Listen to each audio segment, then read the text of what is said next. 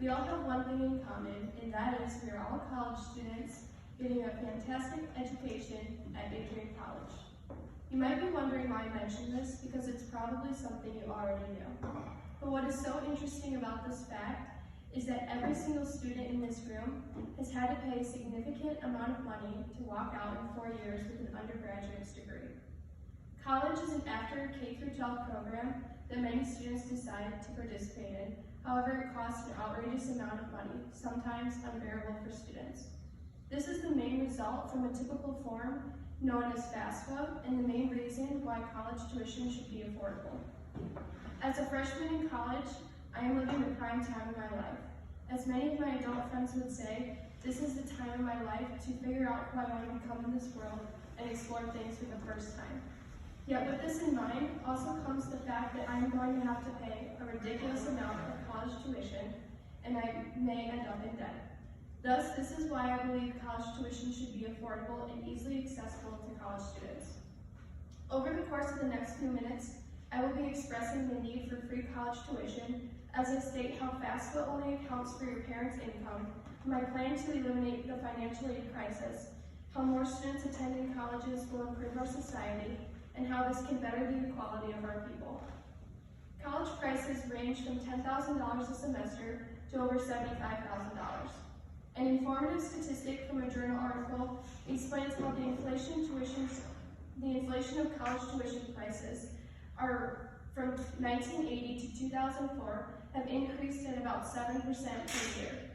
Since then, it has raised 2% per year. With prices like these, it is not a surprise that so many students end up with loans and debt and have increased financial aid issues for the rest of their lives. As I just mentioned, the free application for federal student aid sent out by the U.S. Department of Education only accounts for what income your parents bring in. This leads to inaccurate grants and scholarships for students who may need them more than what the eye can see from just a questionnaire. From the official website of the U.S. government regarding federal student aid, it states how your college uses your FAFSA data to determine your federal aid eligibility. Many states and colleges use the FAFSA data to award their own aid. So while this form may seem slightly important to calculating your financial aid since it is given and required by the government, it theoretically dictates whether you can afford your college tuition or not. These forms only take in the bare minimum of information from a student's family's financial situation and don't account for the broad picture. In a journal article from Radical Features produced by John Weiner, he mentions how as a result of these inaccurate forms, 2/3 of college seniors now graduate with an average of $29,000 in student loan debt. This is a remarkable statistic. If we look at how much $30,000 really is and where else that money could potentially be put towards, such as housing or car payments, we're looking at a real crisis. Shockingly, Weiner also implies the fact that student loan debt in America now exceeds credit card debt, totaling more than $1 trillion. No one should have to worry about debt in that higher numbers, especially from receiving an education. Running into high numbers of debt accounts for the severe poverty and low income rates in America. So how can we fix this issue? To fix the student debt crisis in America, as a society, we must do two things. Number one is to eliminate the usage and requirement of the FAFSA form to prevent future students from falling into the slip and slide of student debt. And two, forgive the current student debt and loans across the nation, starting with my plan. In 2012, over 1 million people signed a petition titled the Student Loan Forgiveness Act. This congressional law was proposed under the advising of the Obama administration, yet it was never approved. In an article on Where We Stand by Bryce Colbert, he mentions how President Obama allowed students who were defrauded for for-profit colleges to have debts forgiven, eliminating $600 million in debt.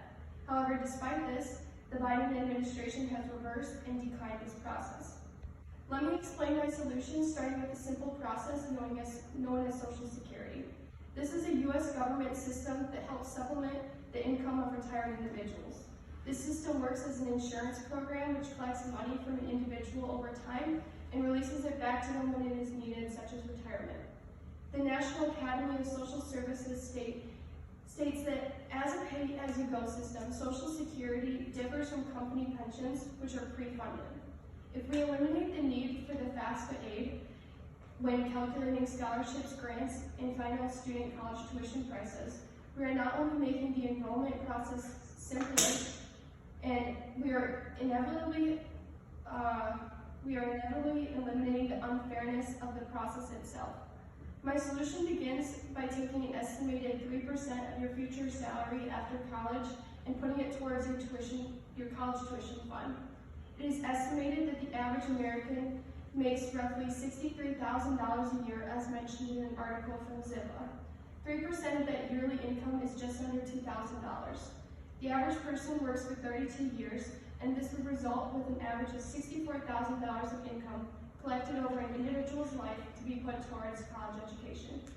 This would obviously depend on how much income the average individual brings in. After you have paid $100,000, you are done paying, and by adding this cap, you are limiting how much you would have to pay for college. You may be wondering why this is necessary. The need for this process is to bridge the gap between paying for college and enjoying the time in college with the process of growing up and gaining independence after completing your graduate degree. If you look at yourself in the next 3 years, you will be walking down the mall in a cap and gown, shaking Bruiser's hand and getting your diploma. I can tell you this, with my plan, you won't be leaving with a ridiculous amount of debt. This might encourage people to go to college because you will be paying for it for the future anyway. This increases enrollment in colleges across the country and would help our economy.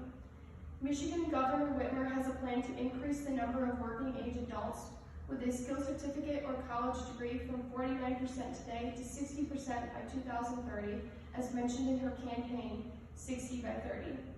More individuals would be focused on getting jobs and working rather than receiving benefits such as unemployment. Right now, us students can inform our local communities about this crisis and take action and bring awareness to government officials. This isn't a new issue, this is an issue that stakeholders have known for a long time. My process works by increasing awareness to government officials about this issue. If we stand our ground and explain our point, then our education system will get fixed. So I encourage each of you to make your mark when it comes to college tuition prices.